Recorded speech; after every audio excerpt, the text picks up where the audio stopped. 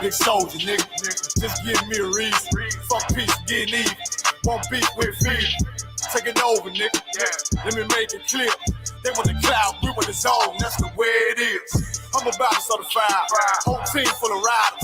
They be dead on the ride, boy. Ain't gon' be no survivors. Yeah. Big soldier, nigga, come on. And don't care where it is. They want the cloud, we want the zone. That's the way it is. I'm repped out, tell them watch your mouth. You know we gon' bend your block. I'ma walk in time bomb. I go viral. You niggas like TikTok, yeah. This ain't what you want. Tell them throw in the towel. We make niggas hit the clock in with our toe fire, rain brimstone. They gon' think that you live a lie. We ain't got no picks. We want it all. We gon' make you pick a spot. We knocking on the door, so let us in. You know we gon' pick the locks. We in the field for real.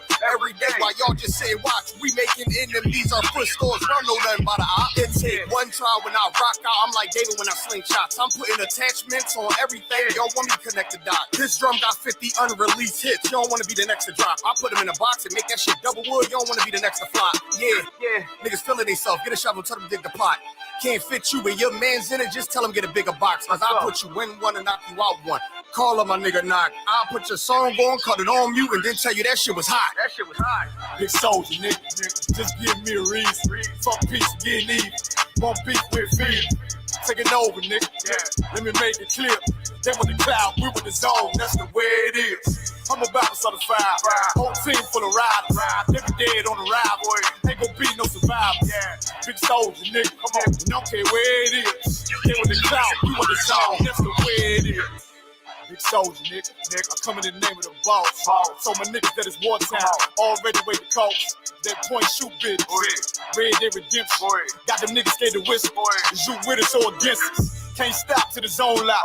I don't think get the picture. It come from my head, I'm giving them lead. The preacher give him a scripture. Flow cold style vicious. Niggas sweeter than the missus. Got soldiers posted. I put them on your roof. Merry Christmas. Bring hither and slay him.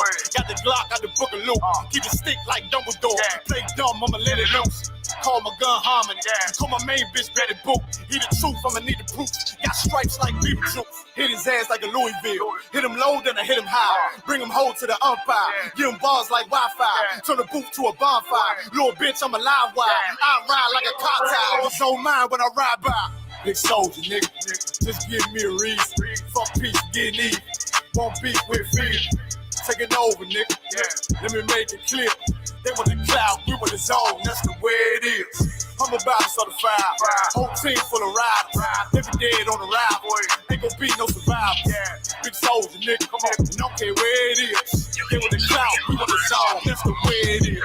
I heard they coming for blood, I'ma be coming for more. Give me the floor, they better come with a mop. I'ma be making it pour. Nigga, I'm raw, fly with the hammer like Thor. Found on my ops in the morgue, tell them I'm full. I'ma be bombing these lanes, understand how and war. I've been the lead, time to get back in the street, time to get back on my feet. Had time to read, check out we came from the east. Wait till my dogs are released, heard they was sleep. So we gon' wake them up, put them up in the sky, the Lord gon' take them up. I take on anybody, think he brave enough. I've been the same and I ain't never changing up. I'm in my zone, hit on my cellular phone. Tell me whatever he on, I take that scholar. He on them perks and that powder, homie ain't really that strong. I'm like a dawn. Better yet, Benny King, I keep a lion head on my pinky ring. I keep a shield. Boy, you see everything. G43, Symphony, let it sing.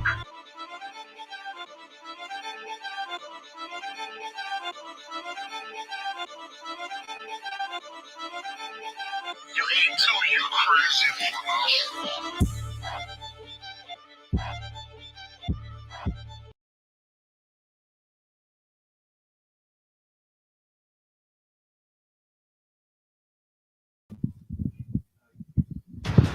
This world needs a hero.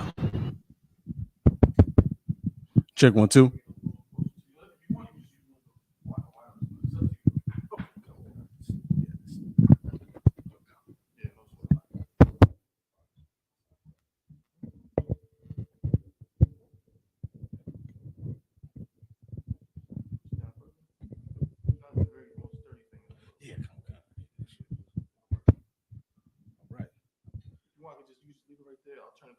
Oh, okay, calm.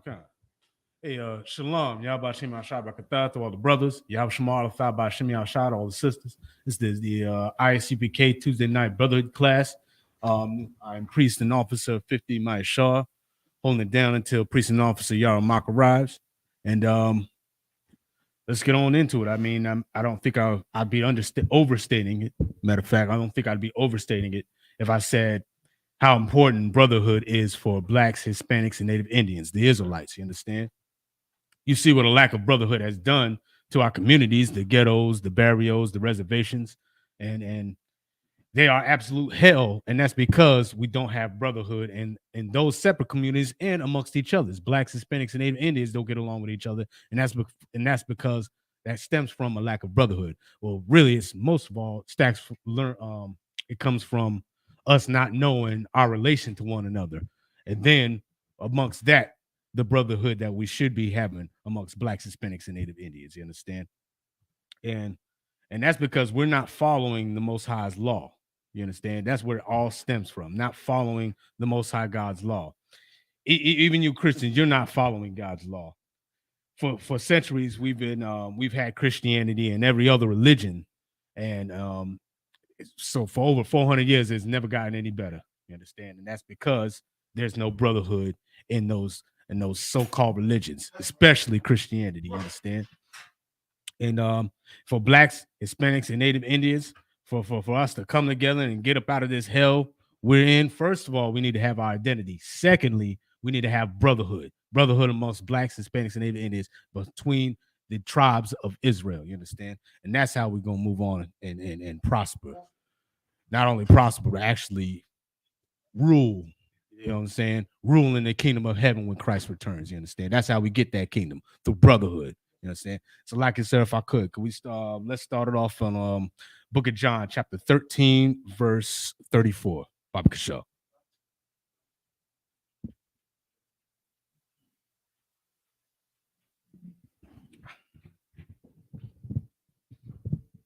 You know what I'm saying?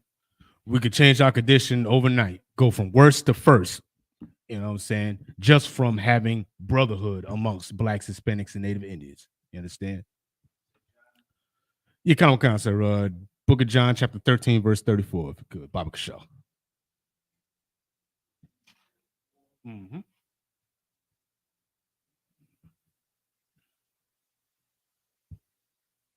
This is the book of John, chapter 13, and verse 34. Uh-huh.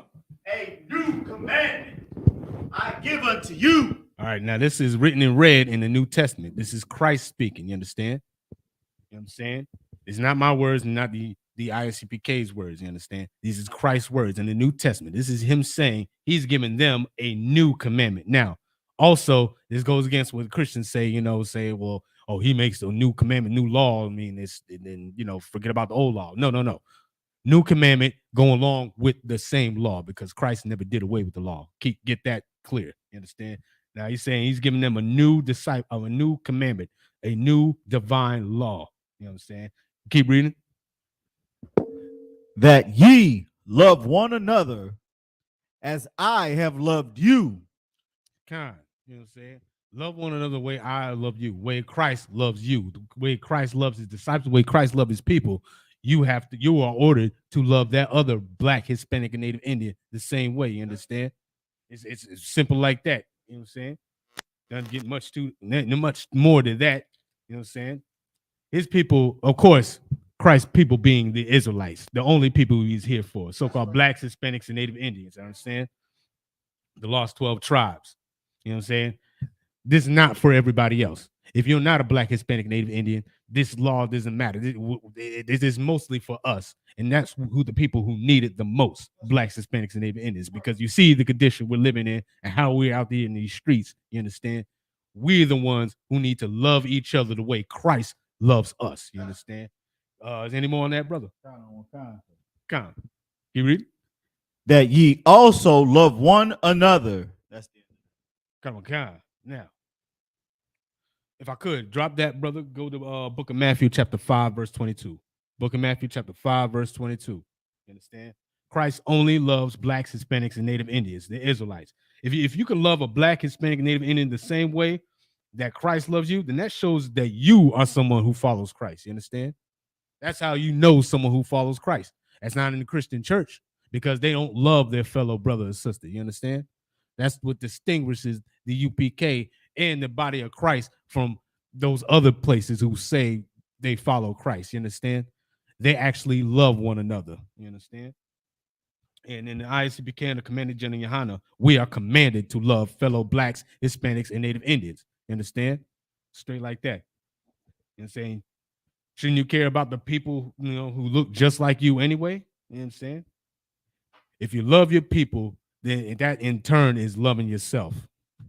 Straight like that. You got that for brother? Book of Matthew chapter 5, verse 22. Go ahead. This is the book of Matthew, chapter 5, verse 22. Go ahead.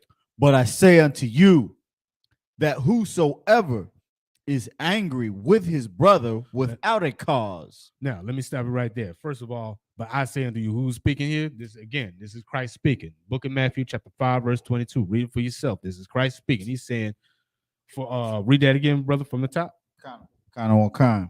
But I say unto you that whosoever is angry with his brother without a cause. You understand? Now, this is something that, blacks, Hispanics, and Native Indians go through on the daily. Mad, angry with a brother for no reason at all. From something as small as the color they wear, or the block they're from, or even the way they look, which doesn't make any sense why you just hate somebody for the way they look. But that's what Christ is saying right here. Hating the brother, hating somebody else who looks just like you for no reason at all. Keep reading. Shall be in danger of the judgment. You understand? Be in danger of that judgment. The judgment being the not the punishment from the Lord, but that'd be the how does I say it? In danger of the let that pass real quick. All right. Be in danger of a council, be in danger of being judged, and that outside of the UPK, that could be something like being in front of a judge, or or law enforcement, but being judged for having no love for your brother. You know what I'm saying? For hating that brother and putting him in a position where you will be judged yourself. You understand? Keep reading, sir. And whosoever shall say to his brother, Rakah. That just means like calling your brother worthless or he's nothing. You know what I'm saying? That's what Rakah means. You know what I'm saying? Whoever would call his brother nothing, keep reading. Shall be in danger of the council. Danger of the council. Now, in this case, that'd be something like being brought before people and having to explain yourself for your reasons, like in the ISUPK and the Commanded General Yohana, that's like you being in council. Go ahead, brother. You gotta Salakia, I have the definition for Rakah. Go ahead. Rakah is an adjective, a biblical word meaning worthless or empty. Right. You understand? Worthless and empty. Calling brother like that or sister like that, worthless or empty, mean nothing. You know what I'm saying? That's like making false statements or tarnishing that brother or sister's reputation. You understand? The Lord doesn't like that. You understand? Keep reading. But whosoever shall say, thou fool, shall be in danger of hellfire. Okay, so now after all that, after you've done call him worthless, lied on this brother or sister, express your hate that's completely unwarranted. After all that, you still continue to have that hate for that brother or sister, then you are in danger of that hellfire. That hellfire that's judgment from the Lord, the Most High God. You understand? Right there, that could be anything. You could be walking down the street and get hit by a car, struck by lightning, or hit by a stray bullet. You know what I'm saying? Bump into a knife. You know what I'm saying? Something that will just result in your death. You understand? That judgment coming from the Lord that you don't know where it's coming from. You understand? So that's your cow. So you go ahead. All type of things happen out here, sir. All type of things happen, and that's from the Lord. You understand? You never know where it's coming from. You understand? So get right. Stop hating. Bottom line, stop hating your brother or sister for no reason at all, because it can come back and harm you in a way that might not seem so extreme, like being winding up a few dollars short to your death. You understand? So that's the kind of thing that could happen to you for just hating another brother or sister, someone from your tribe, someone who looks like you. You understand? Drop that for brother. Can I go to book of Luke chapter 6 verse 31? Book of Luke chapter 6 verse 31. You understand? Let me get there with you real quick. You know what I'm saying? These issues, these problems that we have in our communities and amongst each other as blacks, Hispanics, and Native Indians, man, they over nothing. That's what makes these ghettos, the burials, and the reservations, the type of how can I find a better word? Crap holes? Can we call it crap holes? Yeah, very bad places that they are is because there's a lack of brotherhood. There's hate for one another for no reason at all. You understand? And because that little, nothing or worthless that my brother just read, it usually escalates into something real quick. You know what I'm saying? Oh yeah, go ahead, sir. Come on. Yeah, if I may, what you're saying is so heavy because people look at the condition in the ghettos of America, in the barrios, in the projects, right? And it's like the worst place, which it is true. But what you just said is like a light bulb, because if we have brotherhood in the projects, overnight the projects would be better than Beverly Hills. It would be better than Hollywood. It'd be better. What's the rich part of Chicago, Sadat? Oof. Is there a rich part of Chicago? Got to be. Well, if I'd have to say there's a good part of Chicago, you mean like the city? Like where do devils live in Chicago? Devils live downtown. There we go. Even though downtown can be bad for the wrong person, but it can be bad because they had this little area of downtown called Boys Town, and it's like a little gay area, and they be good night. I know Duck got shot downtown. That's why I said that. No, but that wasn't there. That was another spot. There's a spot like at night, like gang banging homos be down there. Damn, yeah. That's a big thing too. I heard that's in DC too. But if I may, what I'm saying is, a black, Hispanic, or Native Indian, if you look at when the ghetto is good, it's the best place on earth. Absolutely, it's the most fun place. You know what I'm saying? It's way more interesting than wherever devils are. Right. You know what I'm saying? It's like it's the most awesome place. The only part about the ghetto that's so bad is, of course, the poverty and the lack of brotherhood. You know what I'm saying? It's like, you got to worry about getting murdered by your brother. You got to worry about getting ridiculed by your brother or your sister or put down. But if we had brotherhood, you wouldn't get put down by your brother and sister. We would uplift each other. And you know what would happen overnight? What's that? We also probably would have we'd have our finances would be better. Damn right. You know what I'm saying? Because we wouldn't take all our resources and put it in white man's community. We put it where we are. Absolutely. You know what I'm saying? Water, sir. You know what I'm saying? That it'd be unifying. You know what I'm saying? We, like I said, we go from worst to first in no time. You know what I'm saying? Because with that unifying, that our nation can build. You understand? We can build and be on top and actually get this kingdom of heaven that the Lord is offering his people. You understand? Blacks, Hispanics, and Native Indians, the Israelites. You understand? And that day is coming soon. Believe that. You got that from Brother Book of Luke, chapter 6, verse 31. Sir. This is the Book of Luke, chapter 6, and verse 31.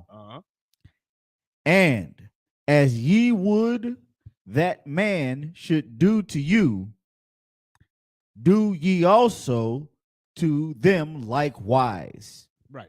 Now, I'm sure you've heard this, said another way sometime in your life, but it's basically say, do unto others as you would have them do unto you. That's right. You understand? And that means, you don't lie, cheat, steal, sell drugs to your brother or sister. You don't harm them for no reason. You don't go out of your way to mistreat them. You understand? These are things you wouldn't want done to yourself or to your family or someone that you care about. So you don't do that to another Black, Hispanic, and Native Indian. You understand? That thing I wouldn't say that comes back around, but that's what keeps our communities, the blacks, the ghettos, the barrios and reservations. That's what keeps them in makes them these war zones that they are. You understand? And like I said, this is like something that the oppressor has taken and made what they call the golden rule, or, you know what I'm saying, something that you hear in, kindergarten and first grade and all that, but something that you grow up listening to, but it's right here in the Bible. This is what Christ said. You know what I'm saying? Treat each other as you would have yourself, as you would be treated. You understand? Straight like that, because, you don't want that coming back to you or somebody you care about. You understand? If I could drop that, let's go on to Book of John, chapter 15, verse 12. You understand?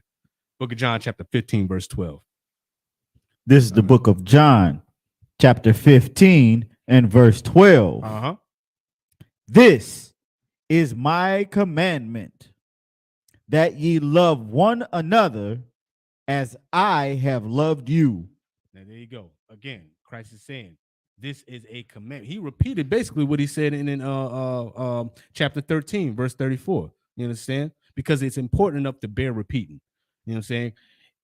This is a law from Christ. You know what I'm saying? That he added on to the law that's already been established from the Old Testament. You understand? This is Christ giving a new commandment, a commandment being a divine law. And he's saying you have to love one another the way that Christ, the way he loves us. You understand? And if you could give the and what, how's that? How you love your brother or sister the way Christ loves his people, the Israelites, it's by giving the greatest sacrifice. You understand? Your life. You understand? If you could give your life the way Christ gave his life for blacks, Hispanics, and Native Indians, then surely you can stop eating pork for your brother or sister, eating that strip pork, crab, or lobster for your brother or sister, or celebrating these holidays. What they got coming up, sir? Memorial Day or No, it's not. Is it? oh, Halloween or something like you know, sir. Labor Day. Oh, count, throughout it, sir. Yeah, that nonsense. You could if you really love your brothers and sisters the way Christ loved us, then you can surely stop celebrating those wicked holidays, those so-called holidays. You understand? You know what I'm saying? Or loving whoever you want to love. You know what I'm saying? Spreading that monkeypox. You know what I mean? If you really love your brother and sister, then you stop that kind of activity. You understand? Cut it out, cut it right on out. You understand? You know what I'm saying? Because everybody's ready to lay down their lives, you know what I'm saying? Oh, I'm ready to die for my brother or sister, you understand? Just give me the word, but you can't put that blunt down. You understand? Right. Christ gave the greatest sacrifice, and you claim to give you ready to give that great sacrifice yourself.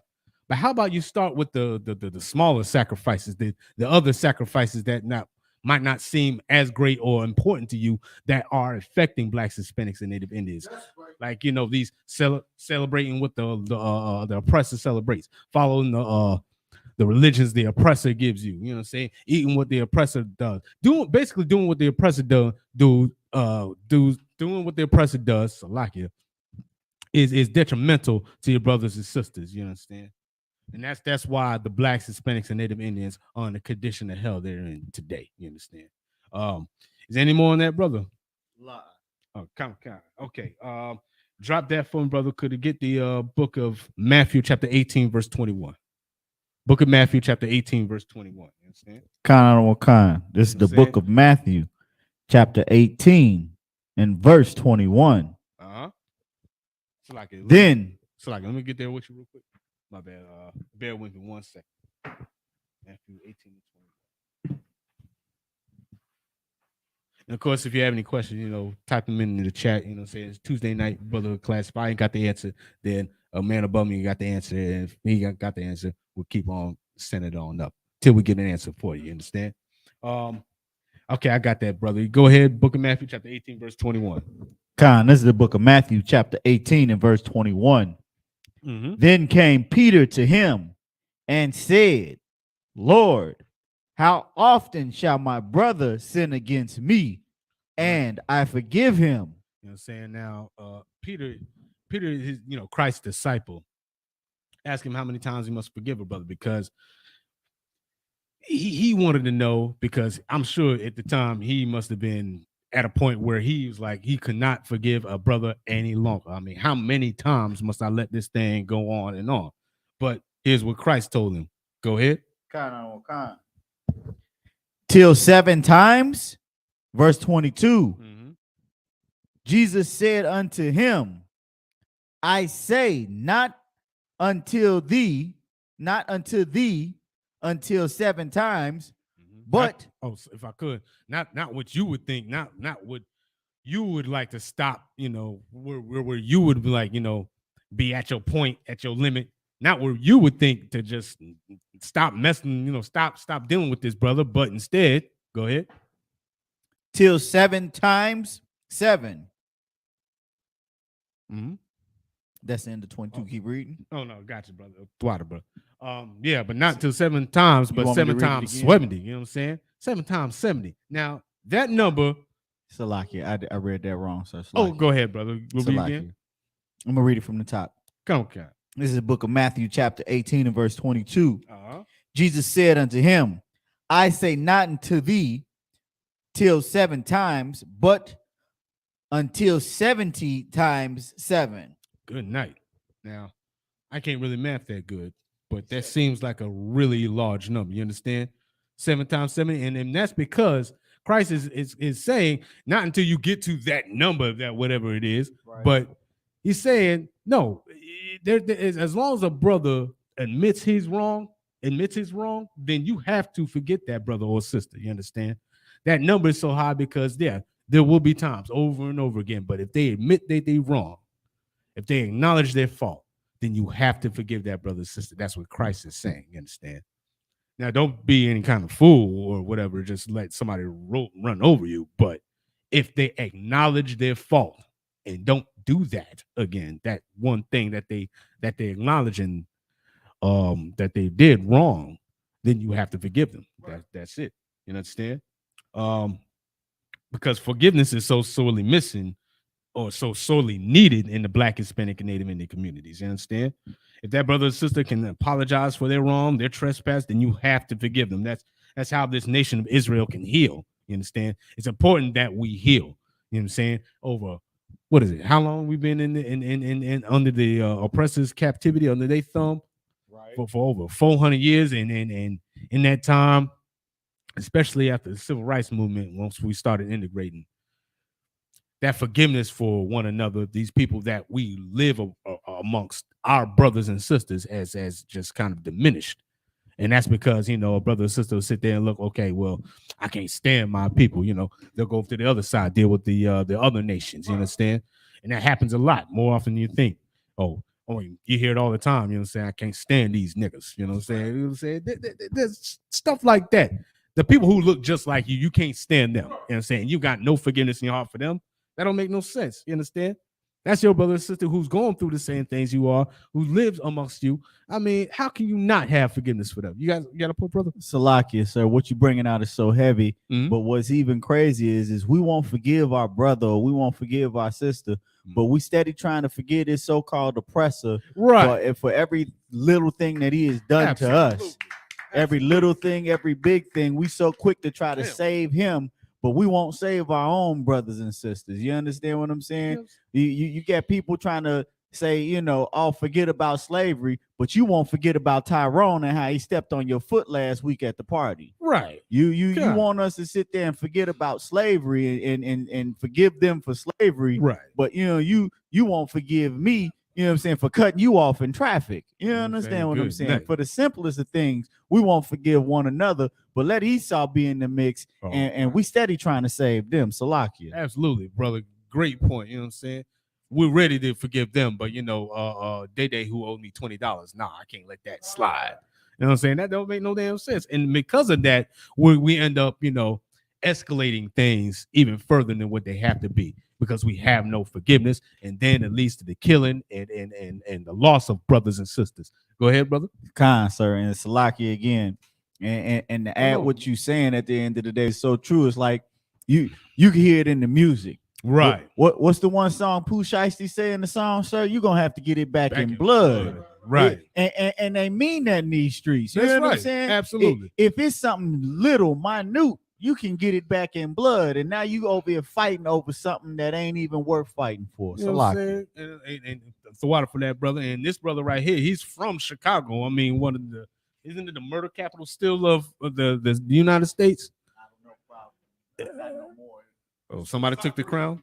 Okay, we had top 3, you know what I'm saying? Took it over for the week. There you go. You understand?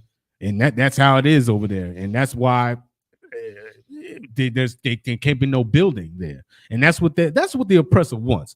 He don't want you to forgive each other, because then you can't come together. And if you don't come together, you can't overtake them. Now, what I mean by overtake, not in the physical sense, you know what I'm saying? We're not going out there getting up our weapons, our pitchforks, our torches, or nothing, you know what I'm saying, like that, to go and face these face these devils. No. If we can't come together and we can't live righteously, we're not living righteously, then God can't be on our side. And if God ain't on our side, then if God is on their side, he can't be on our side. You understand? And if I could drop that, brother, let's go to the book of Mark, chapter 12, verse 31. Book of Mark, chapter 12, verse 31. You know what I'm saying? If you're an Israelite, if you're Black, Hispanic, and Native Indian, you are commanded to love other Israelites. It's plain and simple. It's in this law. We keep bringing out scripture after scripture that says so. You understand? And when he's referring to a brother or a neighbor in this book, is a fellow Black, Hispanic, Native Indian, a fellow Israelite. You understand? Nobody else. Don't take these scriptures and think, oh, well, I got to love everybody. I got to love the other nations. No. Christ only loved the Israelites, so you are commanded to love the Israelites by law. You understand? You got that, brother? Sir. Go ahead, read. This is the book of Mark, chapter 12 and verse 31. And the second is like, namely this. You know what I'm saying? Now, Christ here, again, this is Christ speaking. It's written and read in the New Testament. You understand? Slack it. If I could. Drop that. Go up to Mark 12 and 30. Mark 12, 30. Go ahead.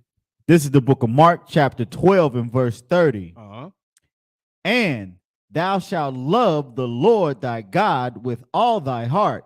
You know what I'm saying? Now, this is Christ again speaking, and he's basically giving the two great laws. Matter of fact, skip me up a little bit higher, sir, if I could. Where you want to go? Like I think 29. Verse 29. And Jesus answered him, the first of all the commandments is, hear, O Israel, the Lord our God is one Lord. That's right. Verse 30. And thou shalt love the Lord thy God with thy heart. What's like it? With all thy heart. Okay, so straight. So basically, it's one of his disciples asked Christ, "What are the most important laws, most important commandments?" Right. So Christ is breaking it down like this. He's summarizing all that into two commandments, two divine laws. He's saying and basically they all encompass the other. But keep reading.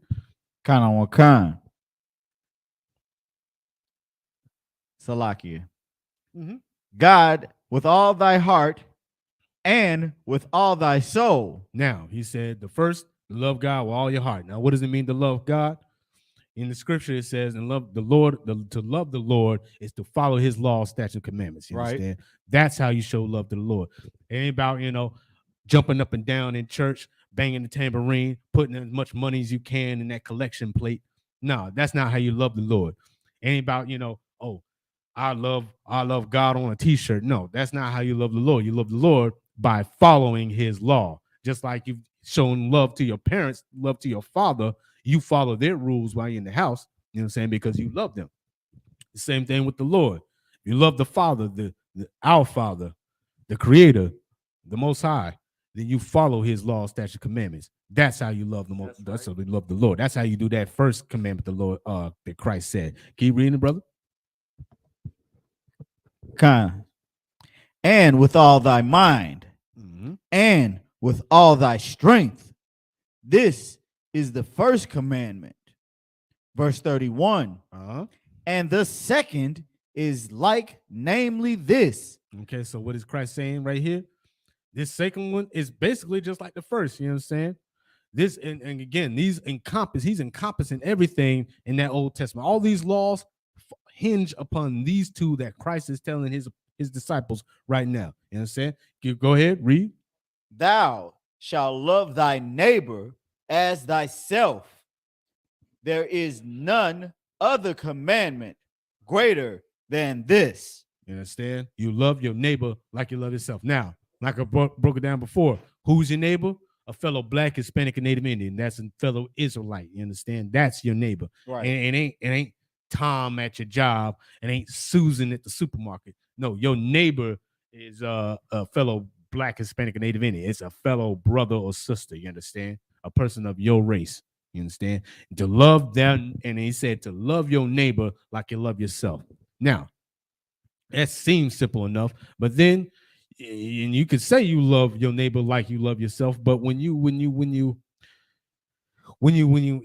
talk, when you're petty with your brother or sister, you're not loving that brother or sister like you love yourself. When you lie on that brother or sister, you're not loving them like you love yourself. When you eat shrimp, pork, crab, and lobster, you understand? When you break these laws of the Lord in the Old Testament, you're not loving your brother or sister like you love yourself. You got a point, brother? Oh, Salakia, I just want to add, when you out here aborting your babies, you don't love your brothers like you love yourself. Damn right. How about that one?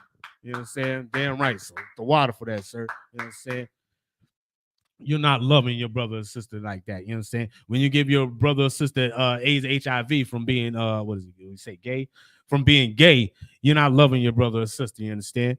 When you're celebrating those so-called holidays, going out there and getting all drunk and misbehaving, and you know how those gatherings get to be. You know what I'm saying? That Labor Day weekend, that Halloween night, ooh wee. You know what I'm saying? That Thanksgiving day, when these terrible days when blacks, Hispanics, and Native Indians come together with each other and just act terrible to one another.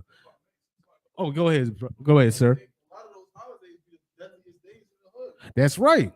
Those be the days where, you know what I'm saying, like all the most murders take place on the Labor Day, Come. July 4th, Man, all that. Salakia, if Go ahead, brother. I had a friend when I was in the world, and me and him grew up together on the block. And he died on the 4th of July. You know, he had people run in the crib, you understand, trying to rob him and whatnot, and robbed him and killed him in his crib on the so-called 4th of July, on whatever Independence Day it is. So that's how special the 4th of July is to me. You know what I'm saying? It don't represent nothing but murder. Damn you know right. what I mean? And when you see it, you know, face to face, that should sit there and tell you, you know, this ain't the day to be celebrating. You know what I mean? I'd rather celebrate the Passover. How about we celebrate the death of our enemies? Right. You understand what I'm saying? Let's celebrate the Passover on the 4th of July. How about that? That's right. That's my 4th of July is the Passover. Damn right. The water for that, sir. Both of you. You know what I'm saying? I mean, and that story is like so many others, because you see it all the time on the news. There's always some kind of murder or violence happening on these days that blacks, Hispanics, and Native Indians seem to be involved with. You understand? And that's because we're out here trying to celebrate something that's not of the Lord. You understand? It's plain simple like that. If we just come back to these law, statutes, commandments, we got our own high holy days, like the brother brought out earlier. You understand? That the Lord Lord approves of. You understand? And if we get back into that spirit, back to them, that this law, this word from the Most High God, shoot, we can say goodbye to all those senseless killings on feast days. You understand? Because that don't happen in the place where the Lord is. You understand? Right. On days that the Lord has given us. No, that don't happen there, but they do happen on Halloween. They do happen on July 4th. You understand? They do happen on Christmas Day even. Come on. You understand? We got to leave the oppressor's ways behind, come back to these laws, statutes, commandments. And the only place you can do that is in the Israelite School of Universal Practical Knowledge of the Commanding General Yohana. Ain't no other place. Ain't no so-called fake Israelite group. Ain't definitely ain't no Christian church or those so-called religions. You understand? Drop that, brother. Go to book of Matthew. No, slack it. Book of 1 John, chapter 4, verse 20. Book of 1 John, chapter 4, verse 20. You know what I'm saying? Slack. Okay, there it goes. You know what I'm saying? Kind, sir. Yeah. This is the book of 1 John, chapter 4, and verse 20. If a man say, I love God. You know what I'm saying? Now, this is something you hear every day in the Christian church, and just from people, you know, on the streets, you know what I'm saying, who give their own little opinion on the matter. Oh, yeah, I love everybody. I love God, you know what I'm saying? And through God, you know, I just love everybody. You know what I'm saying? I love the God, and I wear my cross, and I go in church every Sunday, and Bible study. Some people there 7 days a week. Good night. You know what I'm saying? They love God. That's what they say. That's what they claim. Keep going. I love God and hateth his brother. You know what I'm saying? Now, all that, they hate their brother. Who's their brother? Someone who looks like them, a fellow Israelite, a Black, Hispanic, and Native Indian. And you see that all the time. They hate their brother or sister, but claim to love God. Keep reading. He is a liar. A what? A liar. A what? A liar. A liar. You understand? That brother or sister who claims to love God but hates their brother is a liar, because that means they do not really hate God. You understand? I mean, that doesn't mean, that means they really do not love God. You understand? Keep reading. Oh, Slacky. You ready, sir? And with that, I pass the class on to precinct officer Yarmak. You know what I'm saying?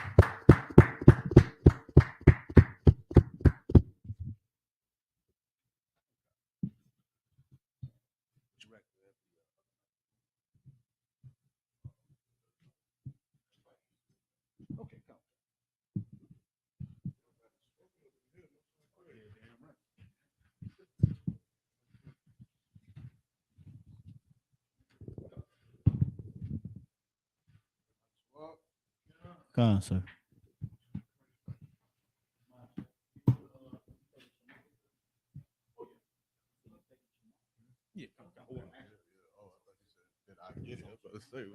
That was the plan, brother. That was not the plan.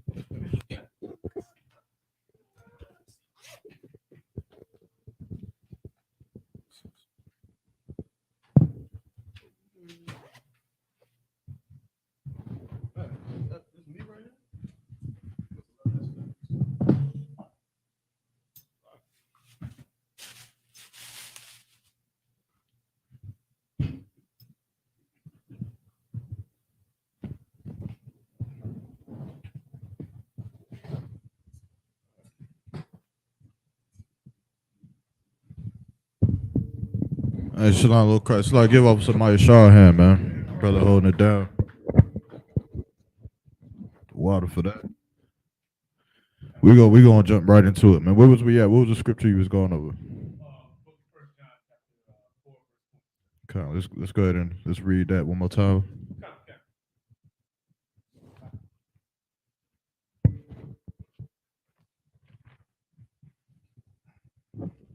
Come. It's the book of 1 John chapter 4, verse 20. If a man say, I love the Most High, and hateth his brother, he is a liar. Yeah, go ahead. Come. For he that loveth not his brother, whom he hath seen, how can he love the Most High, whom he hath not seen? Right, you understand? And really, this scripture is self-explanatory, man. But this is a scripture that Christians choose to ignore. You understand? And they choose to, they instead of listening to scriptures like this, Christians would rather believe that everyone falls short. They'd rather believe that nobody can be perfect, so on and so forth. While in the Isupk, we read these scriptures and we apply them to with a perfection.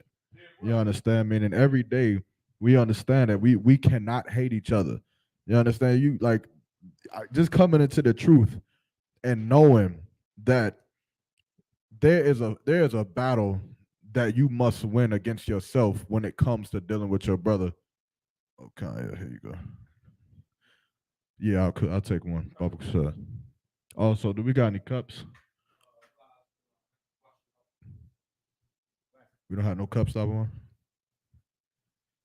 one. Is there cups next door or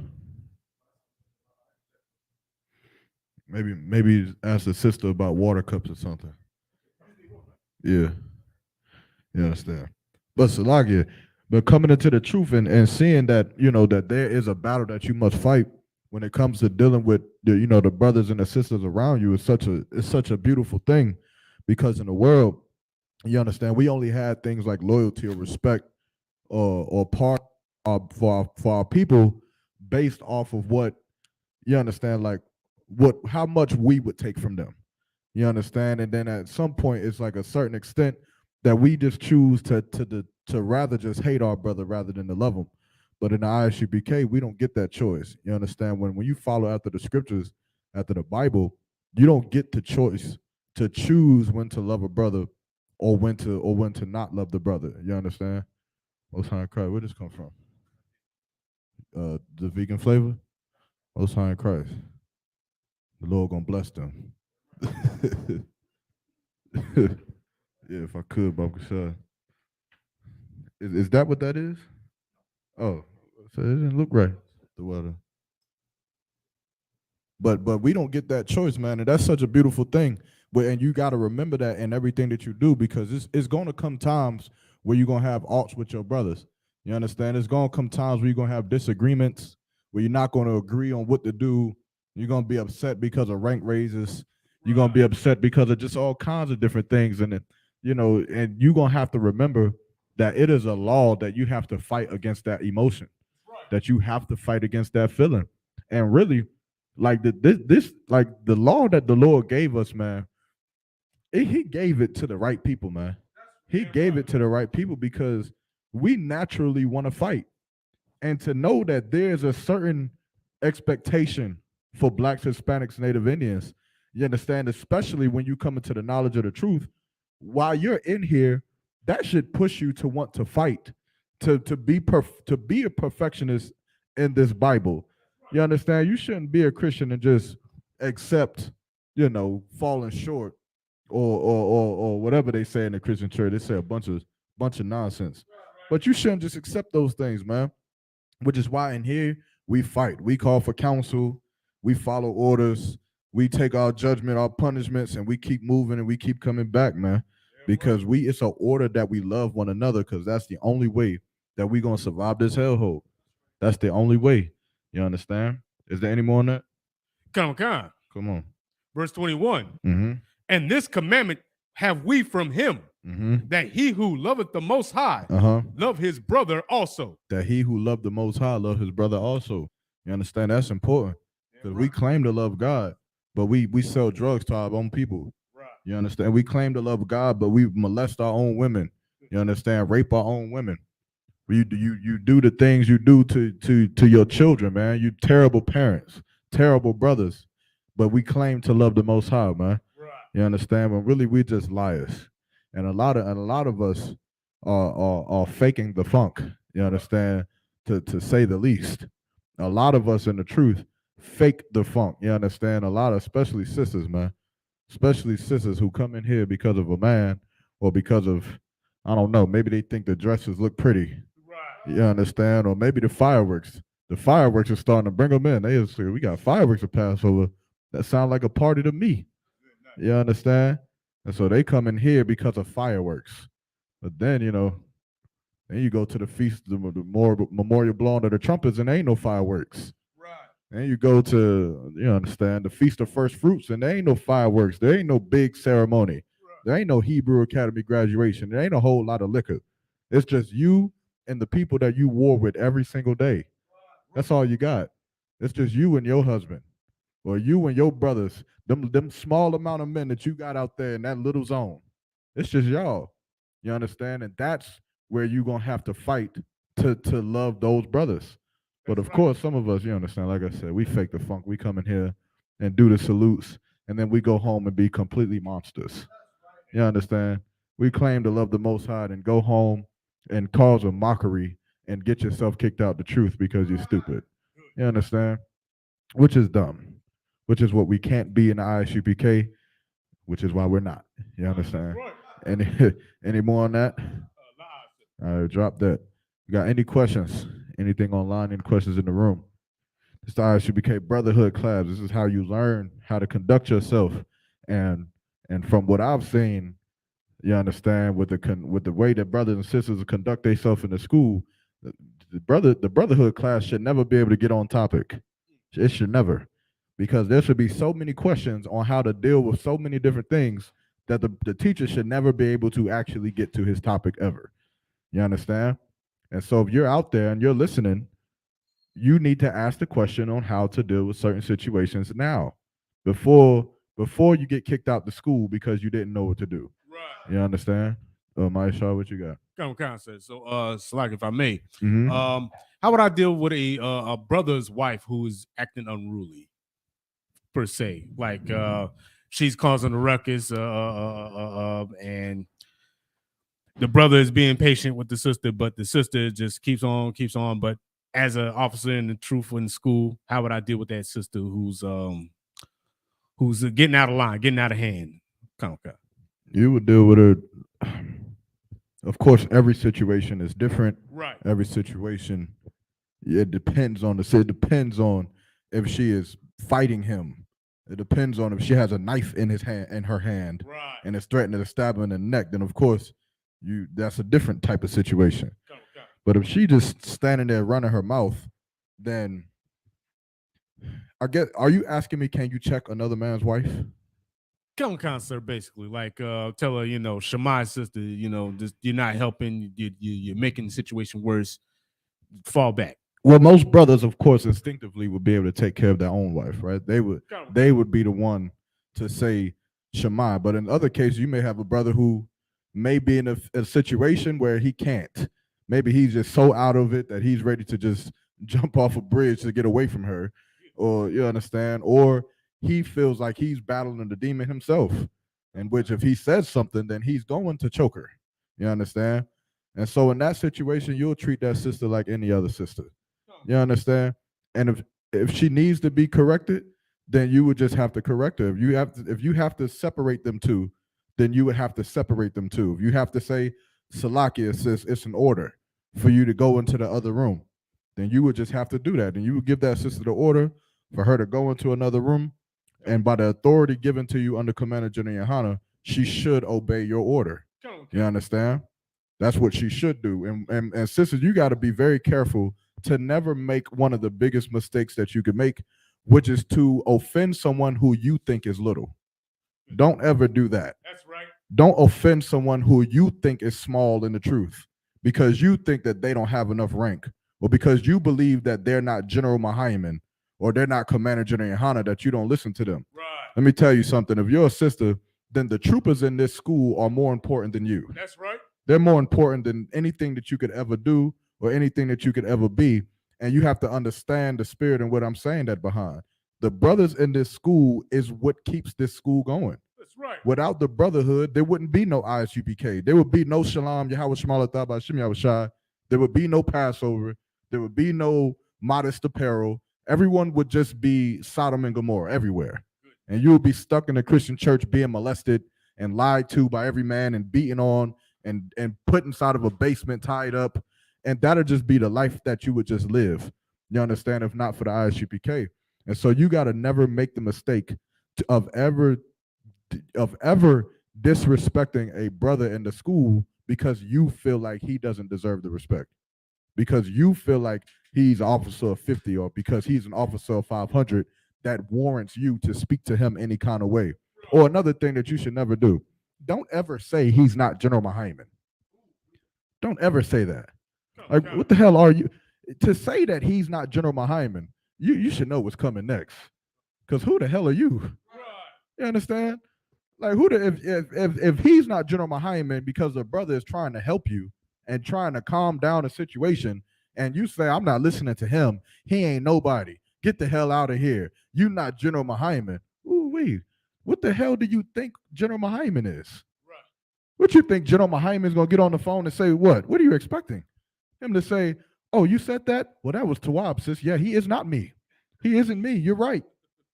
You're going to get kicked out the school. That's right. You know why? Because General Mahayman loves that brother more than he loves you. Right. You understand? That brother is more important than you are. You understand? That brother isn't the one causing the havoc. That brother isn't the one grabbing pots and pans and throwing things. That brother's the one who goes to camp, though. That brother does go out there and pass out flyers. Right. He does hold down classes. That's what that brother does. All you do is stay at home and run your damn mouth. You understand? And have to make him miss workouts. So don't make that mistake. Slug it. Tabawan, what you heard?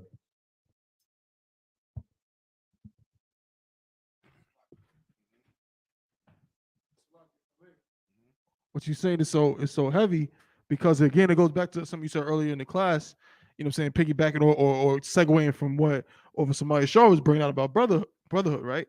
Like, because I thought I heard the ring, but it's like God, Because think about how unbrotherly that is, right? Like think about just how unbrotherly it is to say something like you're not General Muhammad, not realizing that General Muhammad has brotherhood. And what you're saying is unbrotherly to General Muhammad because while you're trying to, what you're really just trying to do is deflect from the fact that you want to do whatever the hell you want to do, right? Because if you're gonna say that brother's not General Muhammad, well, who the hell you think approved for this brother to become an officer? That's right. Who the hell do you think commissioned and authorized this brother to go out and pass out flyers and hold lectures and drive 10 hours away to random places to hold camps and things like that? It was commissioned by General Muhammad. So if you question that brother, you're basically saying General Muhammad is an idiot who doesn't know what he's doing. As if General Muhammad would get on the phone and believe everything that you say. You understand? No matter how righteous you think you are, that brother puts in work. You don't. So you should understand that and know your place. And now, here's the flip side of that. Why does this has to happen? Why does this has to happen? Why do we even have to have this conversation? Why not just don't disrespect the brother? Why not say to him, you're not General Muhammad? Why can't you just not say that? What's so wrong with just not saying anything? Anybody know the answer? Why does a woman have to say you're not General Muhammad? You understand? He don't got no rank. He new in the school. He don't know what he's talking about. He's not authorized. This is why I hate when sisters know some stuff. They start saying stupid stuff like he's not authorized to counsel. What are you talking about? He's trying to take the knife out of your hand. Right. This isn't a counsel. You understand? But you got an answer for me? You good? You let him rock. Come on. Okay, sir. I was going to say, it's pride, sir. Would it be pride that a woman has? That spirit of Eve. It's not her pride. It's not her pride. It's something a little bit more heavier than that, which is why I say that some of you actually are not in the truth. You're in here, but you're only in the biker gang part of it. You're only in here when it's time to go to clubs, when it's time to cook, and when it's time to go out and be amongst the people. You understand? Like when it's time for a sister to be seen, that's when she puts the most work into anything. The dress has to be perfect. The nails have to be done. Everything has to be perfect because really and truthfully, she's just an attention whore. She's just seeking attention. She doesn't care. She's not the type of sister who doesn't have her hair done, it's halfway bald, nails is chipped up, but will throw on a dress and go to the feast. She's not that type of sister. She's the type who she ain't gonna go. She ain't gonna put in no work if she's not feeling good. If she's angry at her husband, she ain't gonna make no sandwiches for camp. She angry at her husband, she ain't gonna cook for the feast. She ain't gonna do the things that she's supposed to do. But why? Why does she have to disrespect that brother? You gotta know this so you can understand why the brothers in the school is more important than her. And then sisters, this will free you, you understand, from not knowing why you're not getting what you think that you deserve. If you know this answer right here, it'll all come clear and it'll free you. Then you'll completely understand why my husband does not like me. You'll completely understand it. You understand? And I'll give you a hint. No one likes somebody who fakes the funk now. No one likes that. Go ahead. You want to try? Take a shot. It's like, sir, because they don't believe they don't believe in the teaching, sir. You on it, but something more simpler on context of what we're talking about. In the context of the scripture we reading, we breaking down, what does that sister not do? Which is why she'll say, you're not General Muhammad. She don't respect the rank, sir. She don't. Now we know she don't respect the rank. Well, come on, don't respect the structure or slacky.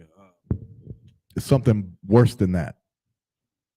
Worse than her not respecting the rank or respecting the structure. It's something worse than that.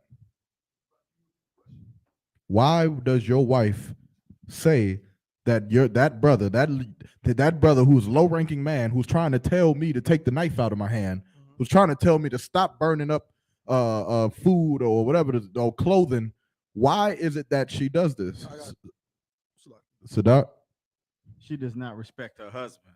She doesn't respect her husband, but more than that, all of those things are correct. Like, she's a terrible person, right? All of those things are correct. But on the subject of the scripture, if he don't get it now, we just have to read the scripture again. I got two. Go ahead. So the first one, she hates her husband. She's definitely that's you like it's true, but there's a little bit more. Okay. Go deeper down the rabbit hole. Okay, so you mentioned a knife, Mhm. and you mentioned why is she saying whatever to Mhm. this brother who's just trying to help her not do this horrible thing? Right, which is what any brother in the school who ever talks to any other brother's wife only says anything to help them. Only. Otherwise they would be in counsel for doing something wrong. God. And so with knowing that, with having a premise of that, why does she turn around and say that's not General Mahaiman? Because she doesn't want help. She doesn't want help. But remember, your wife will listen to General Mahaiman. Right. If General Mahaiman says put the knife down, she'll cut it one con and then put the knife down. But okay, I'm gonna give you a hint. Okay, come. Remember, we're here. We're in a small zone. To come here, I remember when Durham first was growing. We want nothing but 4 brothers, and we had to have enough brotherhood to grow the things that you see now. Come. So now when brothers come in, when sisters come in, they see all the decorations, they see the podium, the desk, the frankincense and myrrh, the cool oven burner thing. They got a refrigerator in the back. The security got the radios and everything is on par. But the scroll, the manure. But before, there was none of that. Before, believe it or not, this place was just concrete and dust. You understand? But it took something. It took something that we had to create this. Because even in the concrete of dust, we would have held the Feast of First Fruits in that room. You understand? Because we did something that your woman cannot do. Salakia, so she doesn't have brotherhood. She doesn't have brotherhood. And if she doesn't have brotherhood, that means what? What the scripture did say? Just read it one more time. Mm-hmm. Come. The book of 1 John, chapter 4, verse 20. Uh-huh. If a man say, I love the Most High. That woman will say, I love God. She'll say it all day. Right? Keep going. Come, and hateth his brother. But that brother is not General Mahaiman. Right. That brother, I'm not going to that feast. It's nothing but dust. There's dust and concrete everywhere. I'm not going there. I'm going to get my dress dirty. I'm not listening to that brother. He's not over the Shamar department. Right. I'm not listening to him. You over the Shamar department. Why I gotta listen to him for? He not over the council department. He's not a counselor. He don't have no rank. He only officer of 50. He's only a trooper. He doesn't have no authority. She says those things. Why? It's like, sir, because she does not love God. Because she hates God. She hates this. She hates the Most High. And that's just the bottom line. She doesn't give a damn about God. She is her own God, which is why she'll pick and choose when she follows orders. That's why she'll pick and choose when she says shalom. Right. You understand? You get paid, it's payday, and you call her shalom, husband, shalom. But let you not be able to pay the water bill. So what you gonna do about this water bill? God damn, bitch. What happened to shalom? Right. What happened to Shemal Tabashah Shanabashah?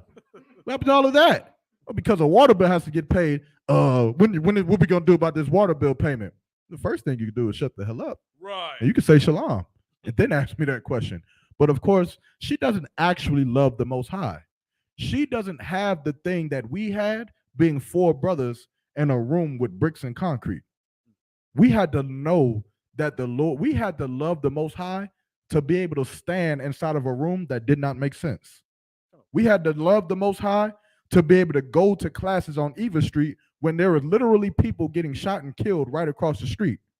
We had to love the Most High enough to endure the things that we've endured, to have bullet holes flying, and we still here, to have gang members run up on you, thinking that you selling drugs on the block, and have to stand in front of that, endure the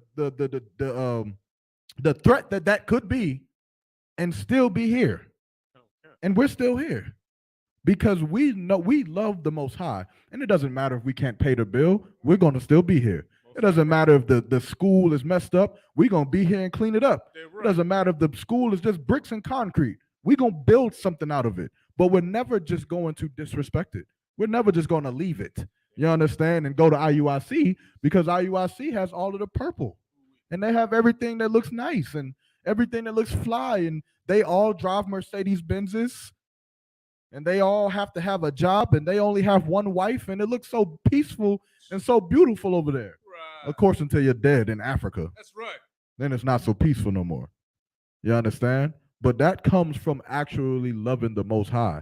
And you understand? And you only get that. So like, I don't know how you get that.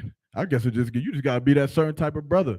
You understand? But a lot of you brothers and a lot of sisters are not that type of person. And in actuality, you hate the Most High. And it shows. It shows.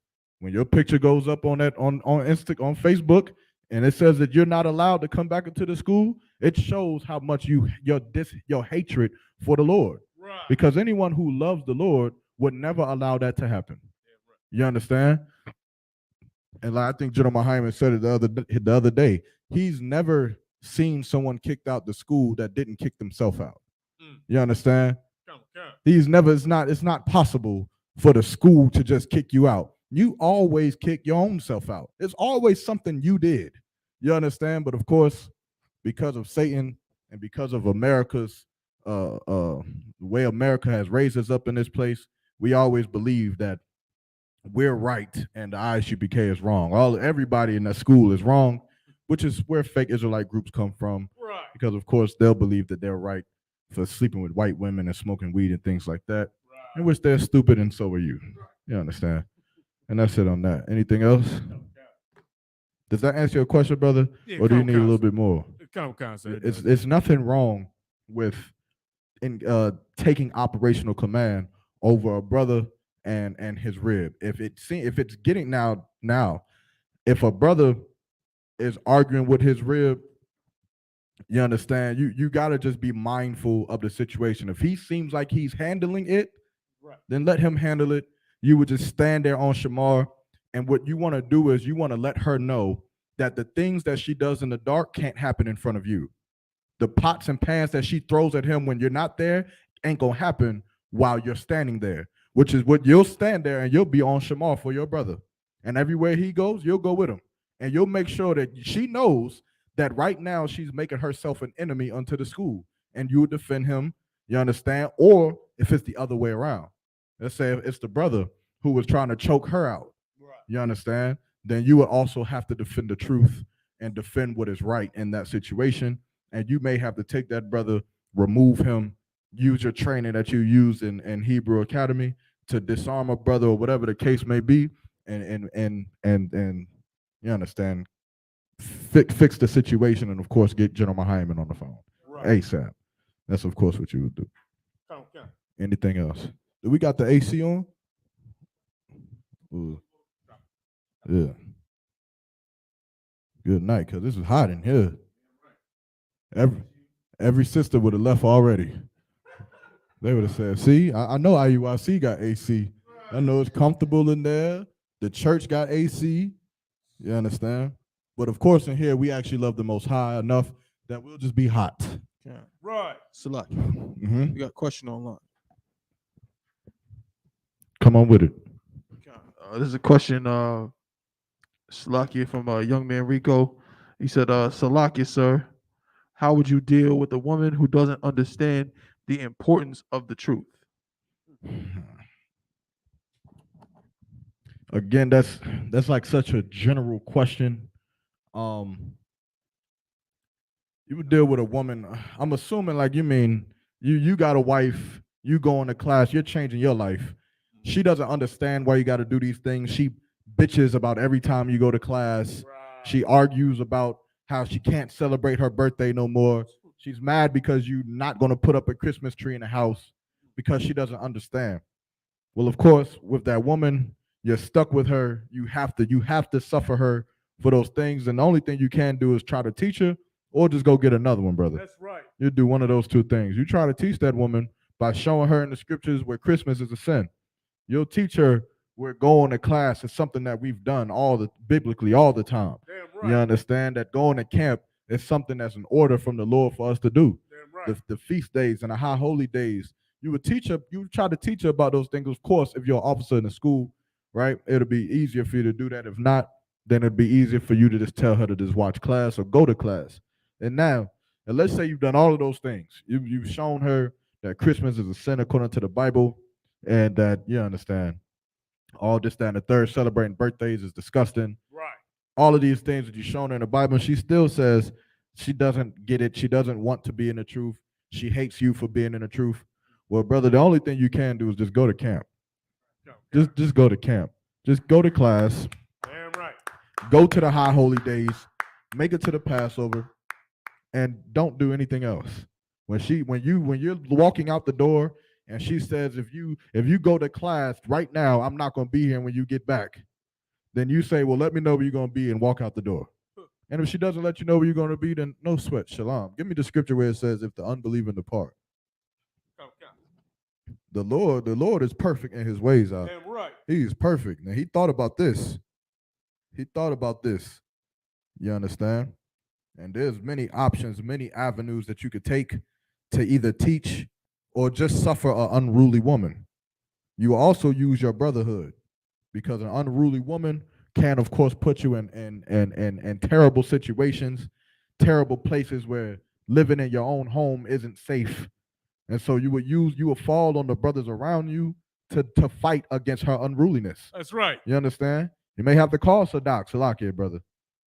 I know it's 3 o'clock in the morning, brother. Can I come sleep on your couch? And that brother say, I already understand. I'll have some beers waiting for you when you get here. Most High Christ. You understand? Sadak? Most High Christ. Hey, I remember it was brothers. I remember my Hayar used to have a key to my house. He didn't even live there. I'm Tabawan. I remember Tabawan. Remember? Tabawan would just be in my house. I'm like, yo, Tabawan is in there. I get in there like, hey, Shalom, Most High Christ, nigga, let's get it down. You feel me? Where the beers at? Where the drinks? Where the freestyles, man? You understand? And so you would use those things to fight against an unruly woman, and that's something that you don't get in the Christian church. In the Christian church, you got to go there, and then you get beaten down so bad and broken down so bad by that woman who is oppressing you in your own house, that then you go out and sleep with a prostitute. Right. That's what you do then. You'll go out to the bar and you'll stay in the bar all time of night, and you'll spend $40, $60. Anybody? What's the number of the prostitutes? How much it costs? About 100. Like, the brother just playing. God. You gotta watch more classes. Good night. Oh, God. The brother said about 100. Sometimes get away with 80, 85, depending on where you at. Go to New Bern Avenue. Good night. Salakia. But all jokes aside, that oppression is what moves a man, of course, a weak man, to go and do something that is disgusting like that. That's right. But it's really because he desires another woman. That's it. It's like driving a broke down car, but not having the means of fixing it or the opportunity to get into another car. Every time you go in the morning, it's freezing in the morning and your defrost don't work. Every morning you wake up like, God damn, tired of this goddamn car. Right. But you ain't got no other car. You can't get rid of it. So you got to go out there with the warm water. You got to turn it on and just wait an hour for the car to defrost. And it's like, but the Lord, of course, taught us that we could go get another car. Right. You understand? Go ahead, read what you got. It's the book of 1 Corinthians chapter 7, verse 15. But if the unbelieving depart.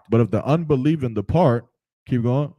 Slide. Go back to verse 16. Go up a couple verses. Okay, It's the book of 1 Corinthians chapter 7, verse 13. And the woman hath an husband that believeth not.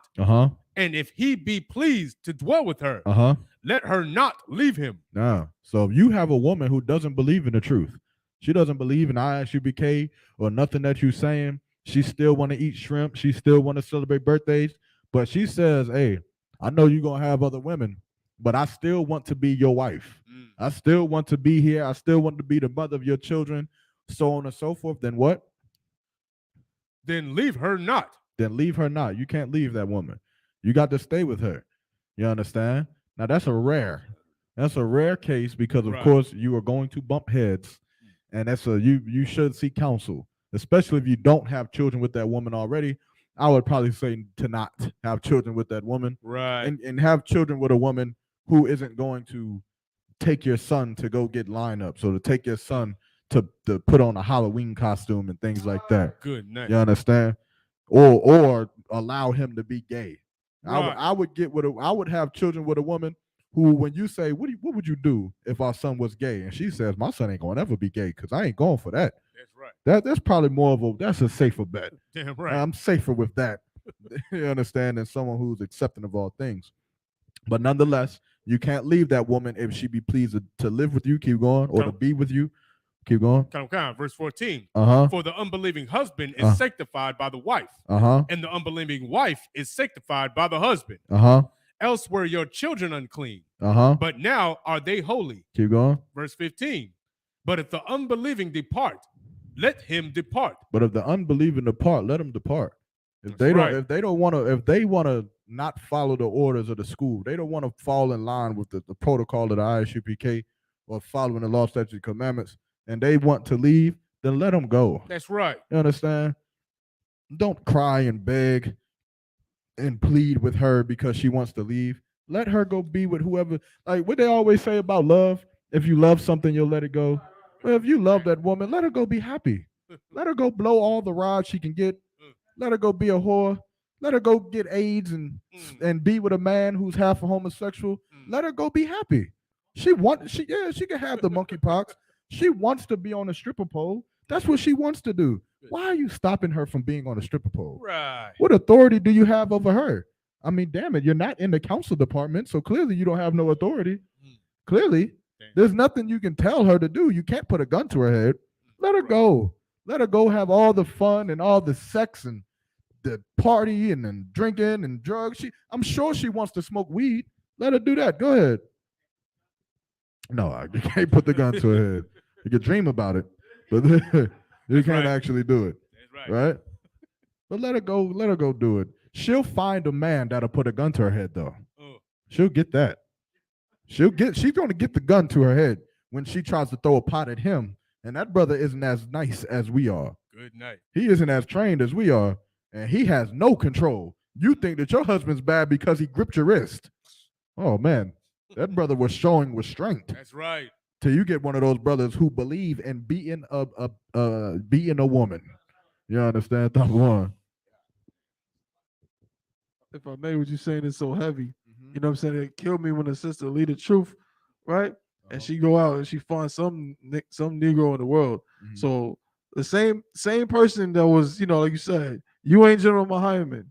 You ain't this person. You ain't that person. You don't got this rank. You gonna go find some nigga that don't got no rank. Good night. This nigga don't even know General Muhammad at all. Give him a hand. Like, you understand? That's a heavy point. Yeah, you go out and go get with Day. You go get with Day and Daquan, and you that brother has no authority with no one. That nigga can't do nothing. He can't have brothers come and help him move out the house. He got to ask his grandparents to help him. You understand? You go be with him while we be in ISUPK ruling. And you understand? And it's only going to get worse because you're going to see them videos. One day you're going to see Hebrew Academy, and that man you left, he going to be up on that stage looking magnificent. You understand? Right. He going to be looking glorious. You're going to see all them brothers. They all going to be looking like Cat McCod, just angry and just hardcore than a mug. You're going to be like, damn, I got this nigga Day. You understand? Yeah, he half a homosexual, right. Or he crazy out his mind, or he's everything that you know he's going to be because you say Shalom Yahweh Shema Tabah Shem Yahweh Shah. You said it. So you know what you get from Christianity. That's right. And here's the other thing. If we're so bad, then why didn't the Day that you was with before the truth, where the hell did he go? Right.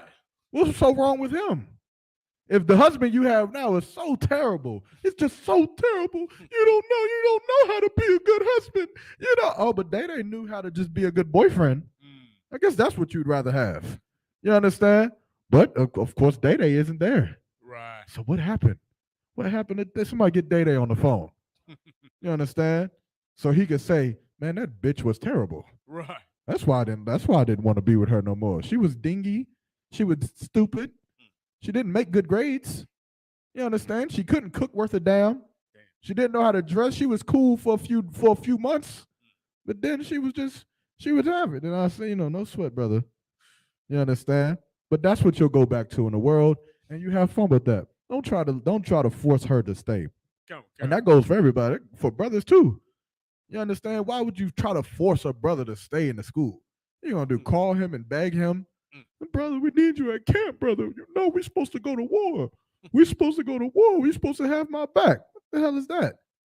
You understand? That's a brother I need far away from me. That's right. If he can leave, if it's so easy for a brother to leave you alone, brother, Most High in Christ, Barakatah Hawaya was shy, that the Lord is separating you from me before someone tries to attack the camp.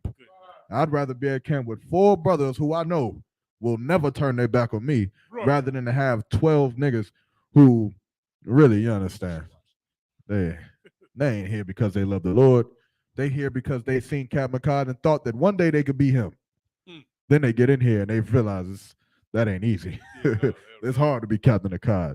It's hard to be Captain Tazariak or Captain Katazar. And you ain't gonna be in here and just become General Mahaiman.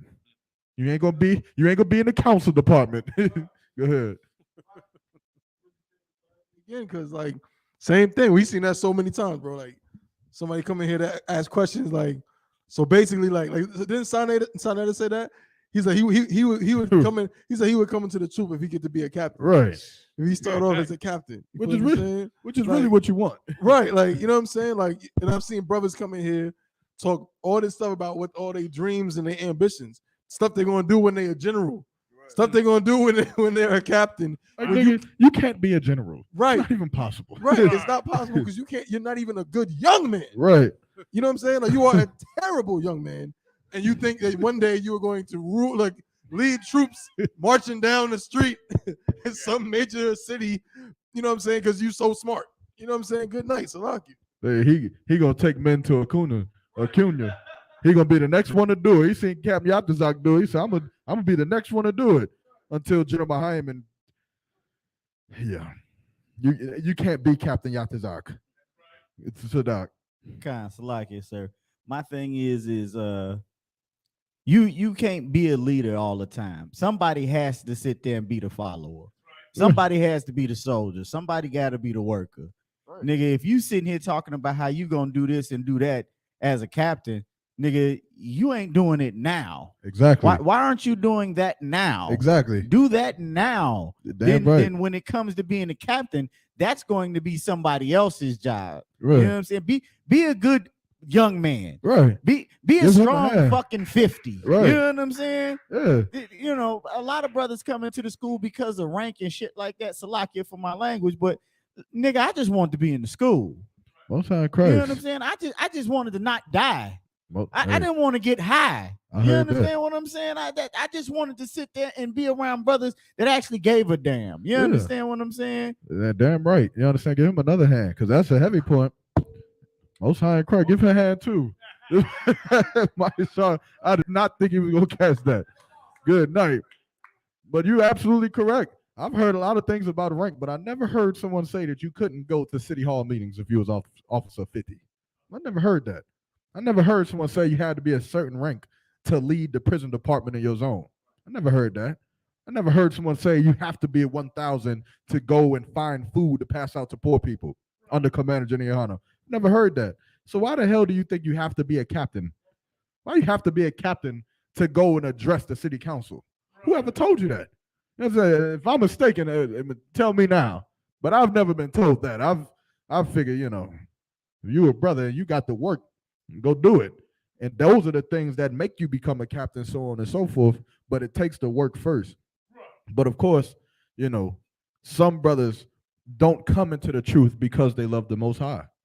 That's not why they come in here. Some brothers come in here because they think they can just get multiple wives and that all of them are going to be in order and they're all going to be Shalom Yahweh all night.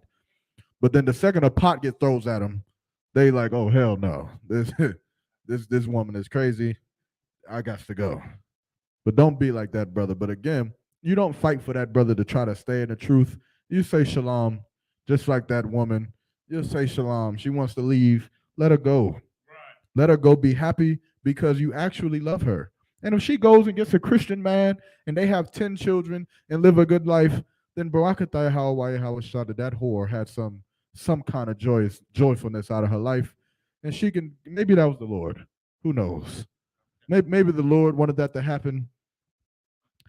No sweat. I pray that those children don't get molested in the Christian church that they will attend. Keep going. Verse 14. For the unbelieving husband is sanctified by the wife, and the unbelieving wife is sanctified by the husband. It's verse 15. Oh, slack is it. Book of 1 Corinthians chapter 7, verse 15. But if the unbelieving depart, let him depart. A brother or a sister is not under bondage in such cases. But if a brother or sister, if a sister want to leave her husband, let her go. Right. You understand? It ain't. And the reason, and here's the other thing. There is nothing like when the brother lets the woman go. I'm gonna tell you, right? There is no judgment that comes to that brother for that. You don't get punished because your relationship failed. You don't get punished because she left, which is why it's asinine for her to give a reason. The reason why I left was this, or the reason why I left was that. Well, if it was some reason that the Lord cared about, I would be getting punished for it. Right. There would be some kind of fine or some kind of judgment coming down for how terrible you say I am. But clearly, there's nothing.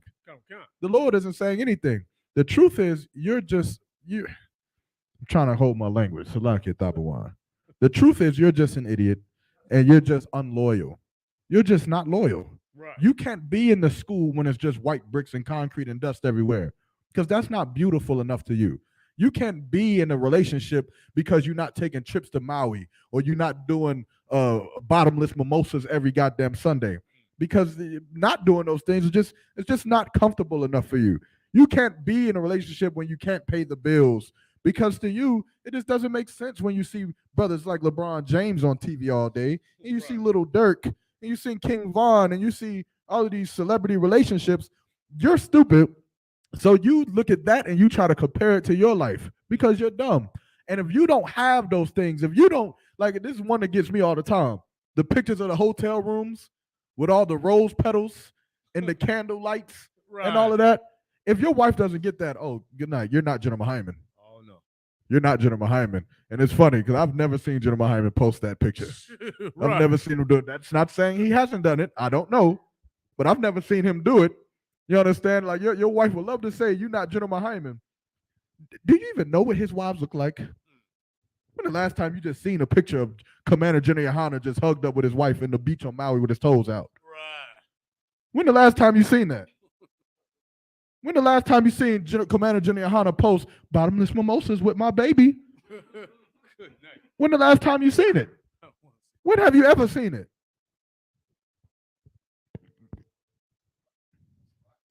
Come on with it. I'm sure he probably has done it. I'm sure he's done some good things.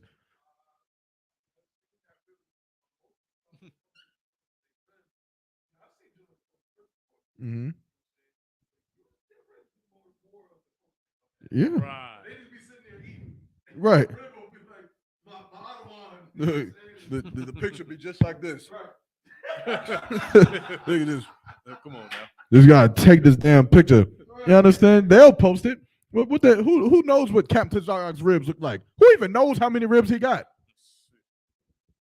But you're so terrible because we are not going to Maui, and we didn't go here, and we didn't do this. Well, the brothers who you compare your husband to, all they do is go to camp. That's all they do. All they do is put in work and go to camp and go into prison departments and hold food drives and debate and be on radio shows and teach class and travel from state to state and get on airplanes and go to all the cookouts, which their wives paid for, because they're better than you and you didn't pay for nothing. And they do the work of the Most High, and that's all they do. But you don't look at those relationships. You know what you look at? You look at King Von and Asian Doll. You look at Lil Herbo and whatever his girl, what's her name? India. You look at Dirk in India. You look at Moneybag Yo and that ugly thing. Yeah, like that. Like that. That's what you look up to. That's what you base your relationship off. And you can tell with a woman so easily because you can look at the things she posts on her social media. She don't post the truth on her social media. She posts Lil India and Dirk because that's what she wants. She doesn't really want you. She's here. She's with you right now because the building with the dust and the concrete, that's all we can afford right now, which is why she's with you. That's all because she's not pretty. That's the truth. Your woman isn't bad enough to get with Lil Durk. She doesn't have the body enough to get with Lil Durk. She doesn't have what it takes to be with a man who she really wants. So she settles for someone like you. And that's just the truth. You understand? Which is why when she decides to leave so she can embark on her journey to be the next India, let her go out. Let her embark. And she'll fail and she'll fall and she'll get beaten on and she'll be calling you like every stupid bitch does to her ex-husband, telling you about how another man put hands on you, expecting you to go and kill somebody. And when that call happens, you say, are my kids okay? Shalom. Defend yourself. Yad Karab.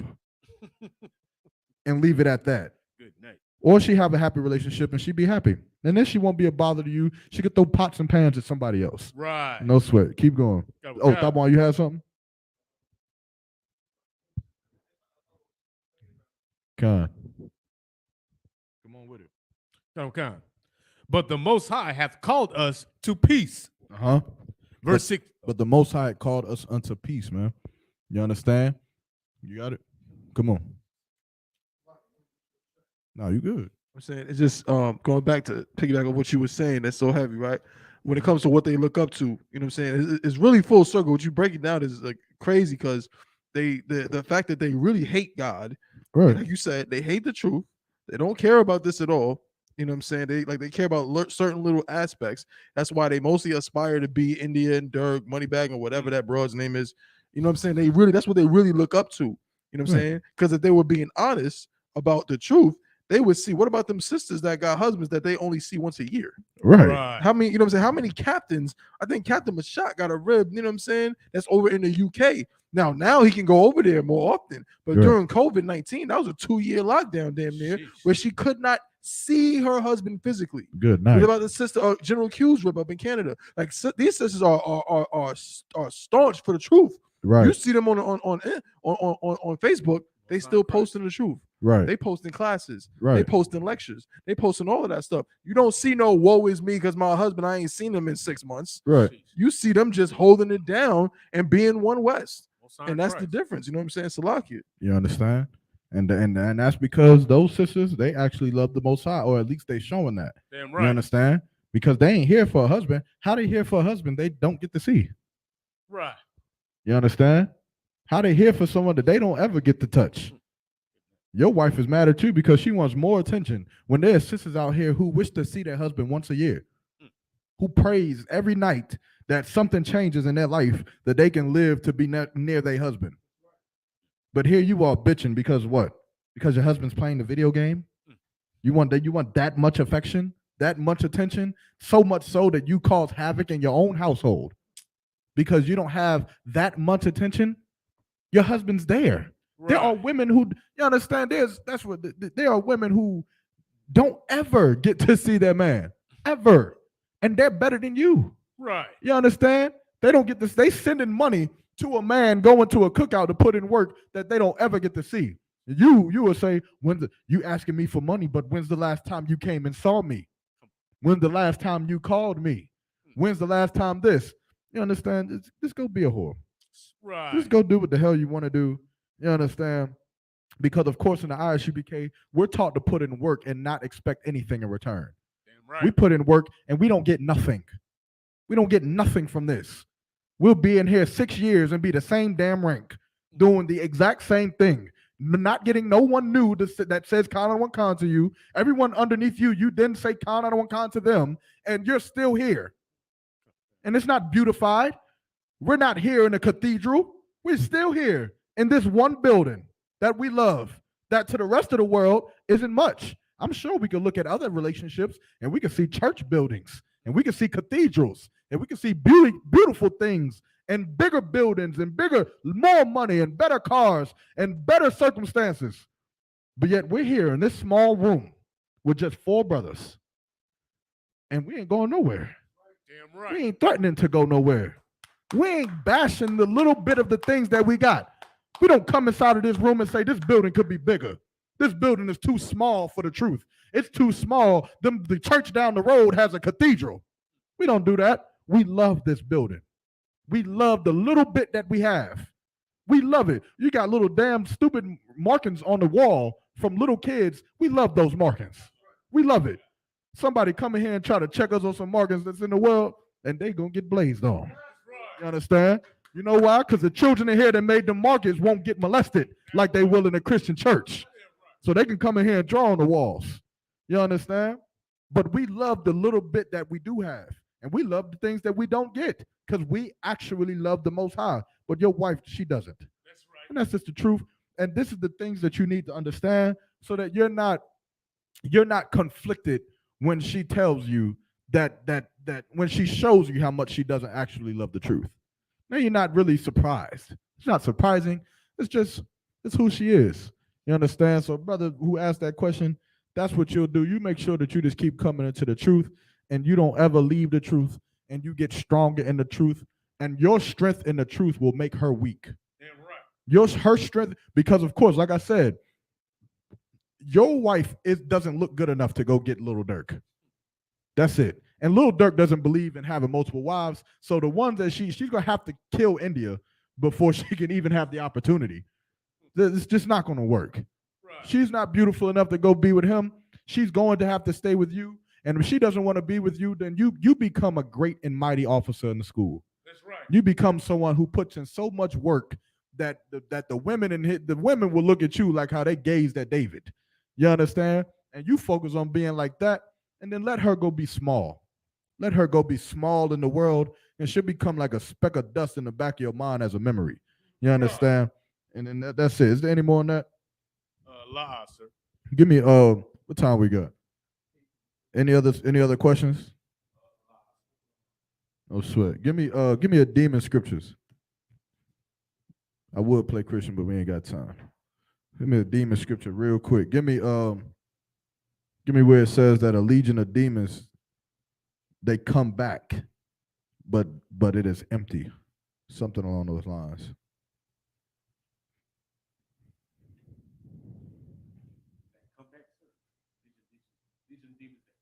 It's demons that come back. Right, with a legion. They leave one and come back with 7 other demons.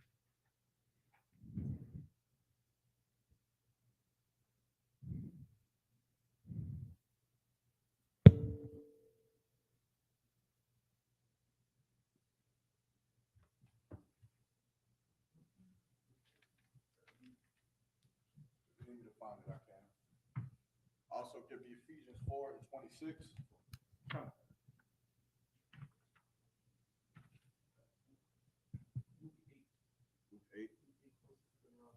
That's where the demon says his name is. That's when we went to the pigs. I don't think I need one of the pigs. I know what you're talking. You're talking about the one where it breaks down how it comes one and they come back with more. 8:26.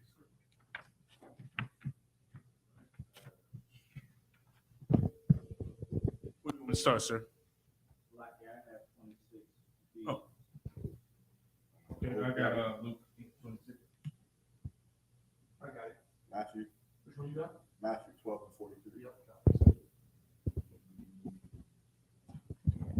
All right. And so like also, you understand these are good scriptures, especially for sisters, but also for brothers, because there's a thing called demons that the Christian church completely just misteaches us what they are, and they have us thinking that they're like ghosts or whatever the case may be. But a demon is simply a voice in your mind. A voice in your mind that wants you to die. That's what a demon is. It does not want you to be in the truth. It does not want you to live. It wants you to jump off of a bridge or get in a car and drive 150 miles per hour and kill yourself. That's what a demon is. It's its sole job. You understand? A demon is an enemy against you. And the Lord created these things because the Lord is a man of war and he wants to see you win.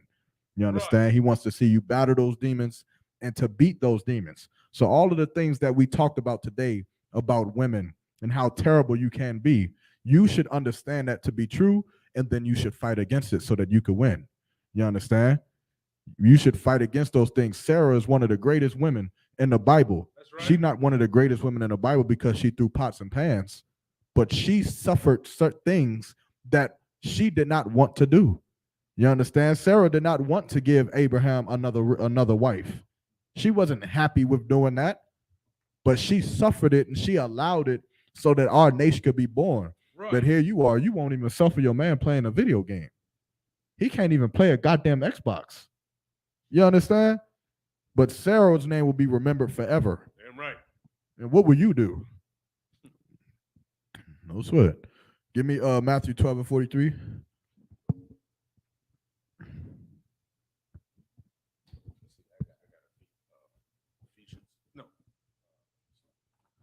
Let's go to Matthew 12 and 43 first. You got to know what a demon is, and you got to know how to recognize a demon. And in the truth, you understand, you get stronger by hearing about these demons and fighting against them. Anybody else got it? Matthew 12 and 43.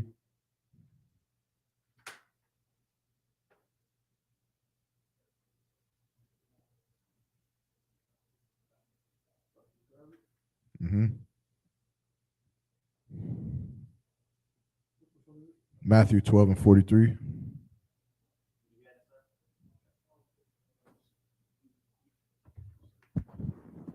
This is the book of Matthew, chapter 12, and verse 43. Mm-hmm. When the unclean spirit is gone out of a man, he walketh through dry places. He walketh through dry places. When an unclean spirit goes out of a man, you understand this is talking about a demon. It goes out of you. This demon leaves you, right? Keep going. Come on. Seeking rest, and findeth none. So when that demon, he leaves you, and he goes to go and figure out who else he can corrupt, who else he can murder. You understand? But he finds no one. Keep going. Verse 44. Then he saith, I will return into my house from whence I came out. He's going to come back. You understand? He's going to come back into the house from whence he came out. Keep going. Shalom, brother. And when he is come, he findeth it empty, swept, and garnished. Meaning what? What is happening here? What is happening right now with this demon? Sir, can you read it again for me, Bob? What happened? Come on with it. Oh, okay, come. It's the book of Matthew, chapter 12, and verse 43. Come. When the unclean spirit is gone out of a man, he walketh through dry places, seeking rest, and findeth none. Come, sir. If I could, he's going through a terrible time. He's when he's lost that spirit, now he's struggling. Who? A man who leaves the truth. This isn't the spirit. Isn't a man. Oh, remember, this is talking about demons. This is a literal demon that leaves a man. Oh. So go ahead. What you got, brother? So the demon goes to dry places like deserts. Mm-hmm. The demon goes to dry places like deserts. Well, and when you see that Satan encountered Christ in the desert, and how the Azazel scapegoat is always cast out into the desert, there's always the dry places. Christ says, don't look for me in the secret chambers. Don't look for me out in the desert, because that's where the counterfeit Christ is going to come from. You know what I'm saying?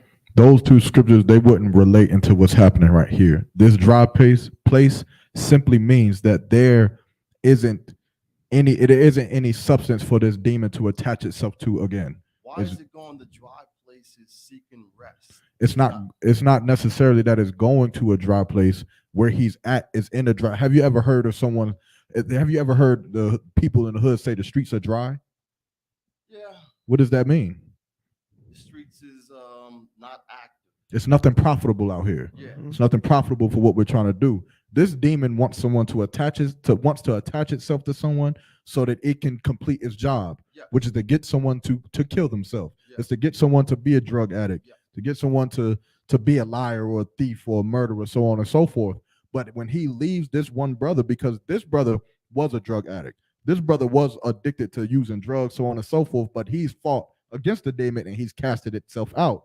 And so now the demon is walking, trying to find something else, but it can't. It's dry out here. Keep reading, or keep going. I got it. No sweat. Verse 43, when the unclean spirit is gone out of a man, he walketh through dry places, seeking rest, and findeth none. So he doesn't find anyone. So this is what he does. Keep going. Verse 44, then he saith, I will return into my house from whence I came out. So he's going to come back into the same person in which he just left. Keep going. Salaki, and when he is come, he findeth it empty, swept, and garnished. And so now this brother that this demon has left is now a stronger brother. You understand? He's fought against alcoholism. He's fought against whatever demon he was fighting against. But this is something that you got to understand. And this is the mistake that drug addicts commit when they get clean. This is the mistake that you commit when you think that you have beaten a demon. You think that you've won the battle. You think that there's nothing else to fight when there is more to fight. You understand? Satan is strong for a reason. You understand? It's not as simple as just, how you may think it is. Satan is strong for a reason. And this is what happens. Keep going. John, verse 45. Then goeth he and taketh with himself 7 other spirits more wicked than himself. So now he comes back and gives 7 other spirits more wicked than himself. He'll come back with depression. He'll come back with anxiety, or bipolarism, or schizophrenic. You understand? He'll come back with these things. Keep going. Shalakia. And they enter in and dwell there. And the last state of that man is worse than the first. The last state of that man is worse than the first, man, which is why you have to constantly battle. You cannot think that because you fix something that now you're saved or that now you're fixed, because there is always something that wants you to kill yourself, and it's never going to stop. You understand? Until you do it. Which is why when that brother who was fighting against depression or anxiety, and he jumps off of the bridge, what does he usually do? How do you know he regrets it? He starts screaming. Why are you screaming? It's like going to Chuck E. Cheese and you start screaming, entering the door. The hell are you scared of? You wanted to go here. You jump off that building or that bridge, you scream because that demon leaves you, and now it's just you. Or when you in the club and you drunk and you get into it, and then now you beat up everybody and you shoot somebody in the face and they die. And you all, man, I'll kill everybody. I'll kill everybody in here. I'll kill myself. I don't give a damn about myself. Now when the mugshot comes out, what are you doing? Crying. You crying. Why? Because now it's you. Now you're alone. The demon ain't with you to give you that confidence. Right. No that's now right. Now it's just Derek. Now it's just Sasha or Charlene. You understand? Or the same way with your rib. She fight against you. She got all the power. Like she bucking up at you like you won't snap her neck in 30 seconds. But she'll buck up at you like she really about to whoop you. And then now she's on the phone with General Hyman and she's crying and so sad because now the demon is left and now your rib is there and she's alone. You understand? But you got to fight against these demons, and you can't allow your anger to give way for demons to control you. You got to know that when I'm getting angry, that's when you should put your guard up. You got to know that when you start feeling depressed, that's when you should put your guard up, because that's when Satan's going to attack. Satan ain't going to attack you when you just get a direct deposit from the IRS for $2,500. That ain't going to be the day he gets you. Now you're going to live, you're going to be good. You got money, bills is paid. Now he going to get you when you look at your bank account and you negative $816 and you got to pay for schools for your children. That's when he's going to come. That's when he's going to do something to your rib to make her start arguing with you. And you're going to be sitting there like, I just want to play the damn game because I have nothing else. I ain't going to be able to play next month because we can't pay the Wi-Fi bill. Why don't you just shut up? You understand? But that's the time when you should know this is the battle. This is where give me the book of Ephesians, right? Ephesians 4:26. this is the part where you have to fight. If you're a sister and you're upset and you don't understand what's happening, remember, when you're having any type of feeling that is not righteous, that goes against the Most High, whether you're feeling depressed, right? When you're feeling anxiety, or if you're feeling anger, right? Vengefulness, any of these feelings, you got to understand they don't come from the Most High. The Most High ain't sacrificed Christ for you to be depressed, crying in some corner. Right. Christ ain't died for that. You understand? For you to be hating your husband, for you to be mad with him because he plays the video game too damn much. Christ ain't died for that. Right. You understand? That's a small problem. You got to understand this. But nonetheless, we ain't the Christian church. We don't teach you that you're not going to have emotions. Right. You're going to have emotions. Christ had feelings and emotions. But the difference between him and us, what's like not the difference, but what Christ did is he didn't live his life based off of his emotions. Okay. You understand? Remember what he had to die. Remember what he had to go through. Christ went into the on a mountain and did what? He prayed to the Most High to let this cup pass from him. He didn't want to have to get murdered for something he didn't even do. Right. He getting killed unjustly. Imagine if the Lord tell you tomorrow, brother, in 2 weeks, the police are going to come and get you, and they're going to beat you senselessly, and they're going to arrest you for something you didn't do, and then they're going to murder you after being in prison for 2 years, and you're going to do it. You're not going to build a case. You're not going to get a lawyer. You're just going to go through it. Imagine that. And you like, what the hell? You understand? But then there's some woman who was throwing pots and pans at her husband because he's playing the damn video game. Come on, man. Read what you got. Come on. Mm-hmm. It's the book of Ephesians, chapter 4, verse 26. Be ye angry and sin not. Be ye angry and sin not, man. Everyone gets mad. Right. You think you're the only one with problems? You got brothers and sisters who lost their only child. You understand? Like, that's something I always think about. It's to this day, there was a brother and a sister in the school who lost their child about 4 years ago. And to this day, I never forget. I never forget that. So I think that my problems is so terrible because I don't got Wi-Fi, because I can't pay my phone bill. Right. This brother's daughter is gone. This brother's child is gone, man. Got a tombstone. And that's all they got left of they baby. What the hell I'm supposed to be upset? I'm supposed to leave the truth? Well, I'm supposed to just be depressed and go and cry because I don't got no money? Because I don't got enough money to go out to the club? Or because we're not showing enough attention or enough affection, or I can't make it to the cookout, can't buy the Jordans I want to buy? And this brother's child is gone. His brother's in the truth, finding out they got cancer. Finding out they may die in a year. You understand? Can you imagine? Can you imagine having to find out that you may die in a year? And then now all of the things that people complain about seem so small, so very small. You understand? And that's what you got to know when you start to have these feelings, is that what I'm going through ain't nothing. That's right. It's nothing, because Christ went through something way worse. And if he could go through it and stay true to the Most High, then what the hell is my problem? That's right. What the hell is wrong with me? You telling me I got to go sell drugs because I'm poor? Christ died without ever. Come on, man. Come on, man. The hell I got to go sell drugs for? Right. Just be poor. Just be poor. There's plenty of poor people. Being homeless, it's hundreds of millions of brothers who have been homeless before you. Right. There's hundreds of millions of brothers right now who's homeless. Just be homeless. Just do it. You don't got no money, just don't have money out. You don't got good clothing, good. Just don't have it. You understand?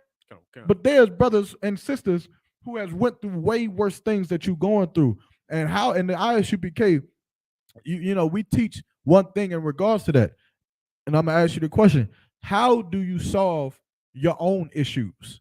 How do you solve your problems of not having rent money or not having electric bill or whatever the case may be? You solve someone else's. You think about that other brother's problem. Don't think about yourself. You understand? You call those brothers, you ask them, do you got food in your refrigerator? You good? Do you need anything? If you need anything, call me. You understand? Whole time you don't even got food in your refrigerator. You don't even got it, right? But that's how you build a nation, and that's how you fight against these demons. But you got to know that the things that you're going through, it ain't the end of the world. Okay. You understand? It ain't the end of the world, and it damn sure doesn't warn you to go against the Most High because you're angry. Right. You understand? Keep going. Come. Let not the sun go down upon your wrath. Let not the sun go down upon your wrath. You understand? You should solve these problems. Meaning, don't let these things dwell on you. You can't do that. You understand? Because the longer you allow these things to dwell, the stronger that demon gets. You understand? Keep going. Come. Verse 27. Neither give place to the devil. Neither give place to the devil. Don't accept it. Right. Don't accept that this is who you are. Don't accept that because of the things that you've done, that this must be who you are. Because you can be someone different. Right. You understand? You can be a righteous woman. You can be a righteous wife unto your husband. You can absolutely do those things. The same way that you can be a terrible woman. The same way you could be an unjust person. You can be righteous and you could be made right.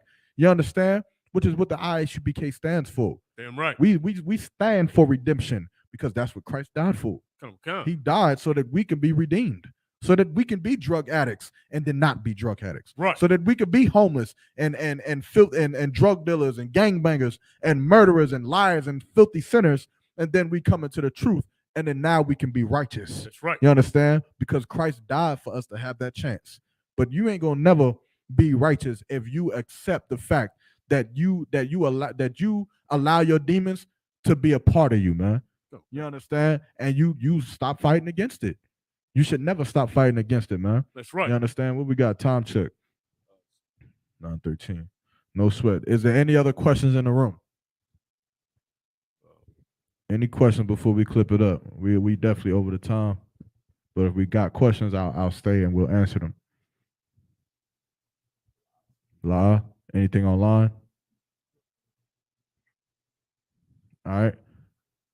If there's no questions, then with that, I'm going to pass the class over to Priest and Officer Maya Shah.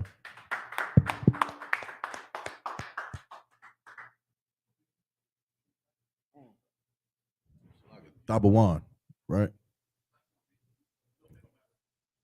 Yeah, work it out.